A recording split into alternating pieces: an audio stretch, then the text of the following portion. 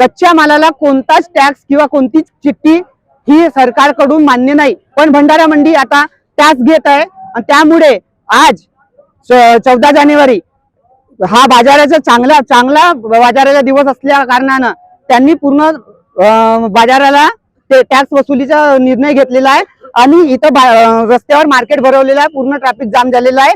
आणि आता आजच्या कंडिशन मध्ये माझ्या गाडीत माझ्या आणलेल्या मालातून 50,000चं नुकसान आहे। ह्या 50,000चं नुकसान कोण देतं?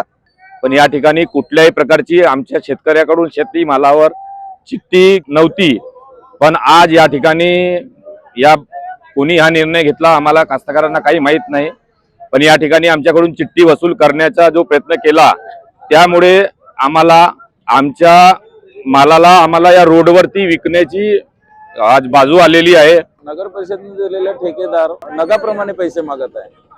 त्यांचं म्हणणं आहे की प्रति नग 5 रुपये, एका गाडीचे टनची जर 1 टन माल आला तर 1000 रुपये, 1500 रुपये असे एका प्रति गाडी ह्याप्रमाणे ते वसुली मागत आहेत।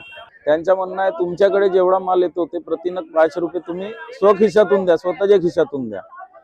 आम्ही इथे शेतकऱ्यांचा माल विकून देतो, त्यांना योग्य मोलभाव मिळवून देतो, त्यांच्या मालाचे नुकसान होऊ नये याकरिता आम्ही पूर्ण प्रयत्न करतो।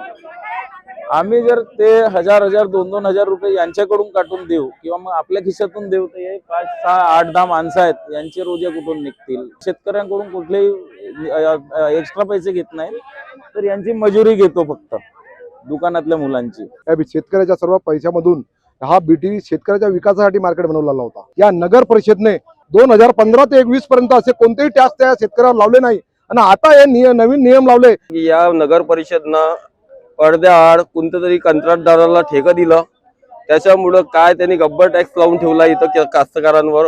1 टनचे 250 रुपये अशा पद्धतीने आज मट्टी मोल भाव आहे मालाला आणि संक्रांत सारखा दिवस आहे, तरी पण कास्तकारांची त्यांना काही काळजी नाही आहे नगर परिषदनं। आणि हे लोकांना त्यांना मार्केटच्या आतमध्ये माल नाही नेऊ दिलं, त्यामुळे यांचा माल पूर्ण रस्त्यावर लोळलेला आहे।